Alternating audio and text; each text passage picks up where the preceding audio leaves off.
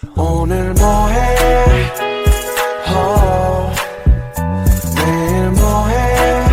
보고 싶어. 너를 원해. 보고 싶어. 자, 이번 시간엔 인수 분해에 대해서 배워볼 건데 인수 분해를 배우기 앞서서 인수가 뭔지부터 살펴봐야겠죠?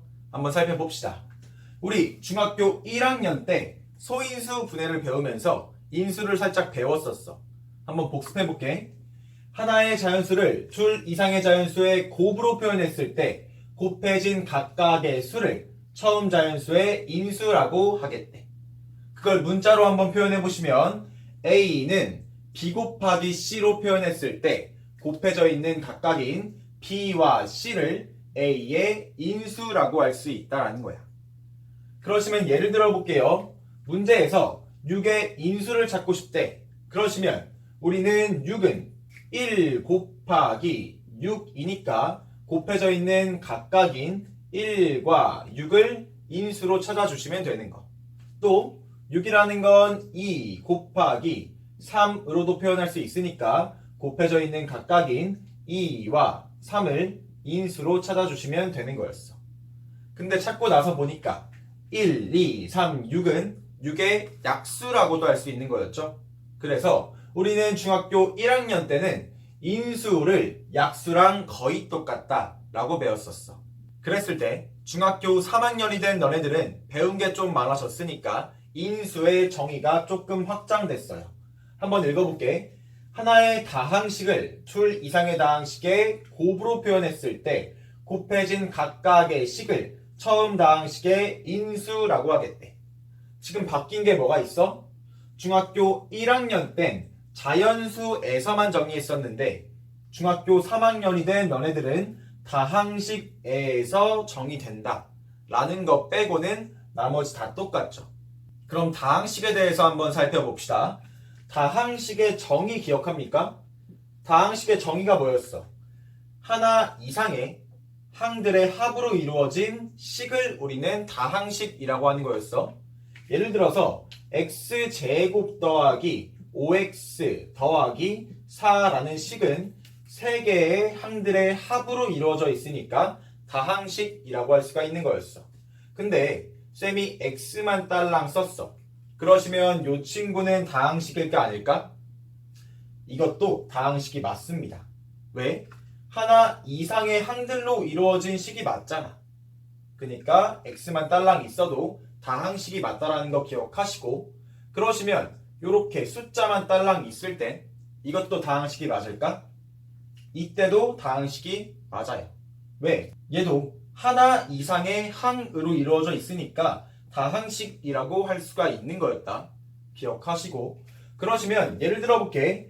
x 더하기 2 곱하기 x 더하기 1의 인수를 찾고 싶대. 그러시면 우리는 요 식은 1 곱하기 자기 자신으로 표현할 수가 있겠죠. 그러시면 곱해져 있는 각각의 다항식인 1과 자기 자신은 인수라고 할 수가 있는 거겠다. 써볼게. 그러시면 1과 자기 자신인 x 더하기 2 곱하기 x 더하기 1을 쓸 수가 있겠고, 또 x 더하기 2 곱하기 x 더하기 1은 말 그대로 x 더하기 2 곱하기 x 더하기 1로 표현할 수가 있겠죠. 그래서 곱해져 있는 각각의 식인 x 더하기 2와 x 더하기 1도 인수라고 할 수가 있는 거였어. 이번엔 2x 곱하기 3x 더하기 1의 인수도 한번 찾아보겠습니다. 우리 인수라는 건 곱해진 각각의 식이었으니까 누가 곱해져 있는지 찾아보시면 되는 거예요.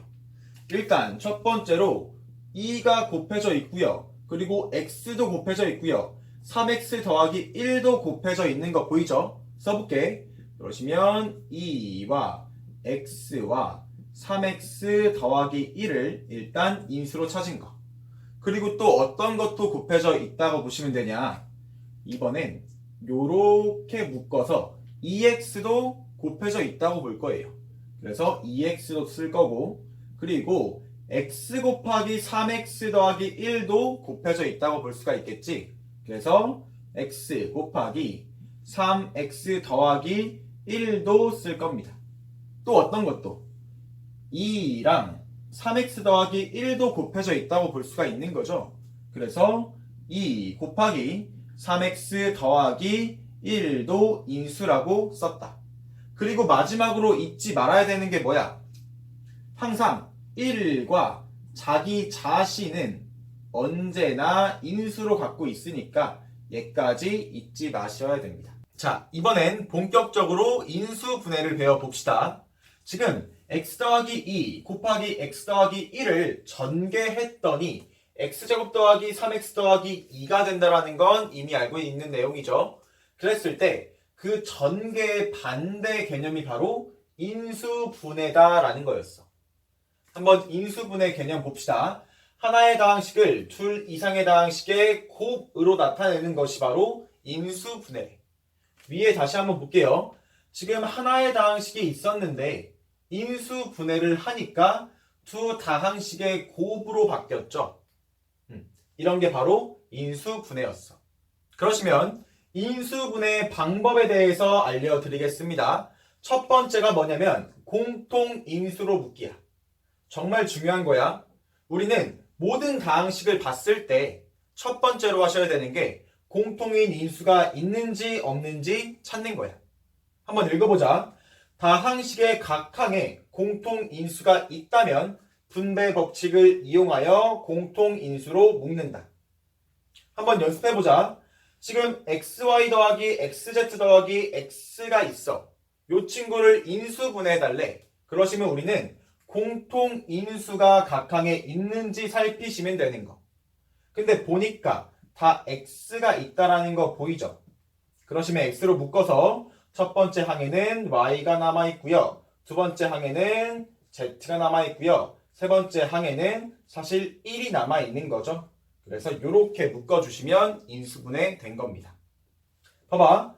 하나의 다항식이 두 다항식의 곱으로 바뀌었죠? 인수분해 잘한 거예요. 그러시면 두 번째 얘도 한번 보자. 지금 이 친구들을 보니까 각 항마다 공통인수가 있는 거 보입니까? 지금 여기에는 x라는 공통인수도 있고요. 사실 3이라는 공통인수도 있는 거 보이죠? 그러시면 3x 통째로 묶어주셔야 돼. 묶었을 때 첫 번째 항에서 남아있는 건 y, 그리고 두 번째 항에서 남아있는 건 2z인 거죠. 그리고 세 번째 항에 남아있는 건 3이 남아있겠다. 그러시면 또 하나의 다항식을 두 다항식의 곱으로 나타냈으니까 인수분해 완료한 겁니다.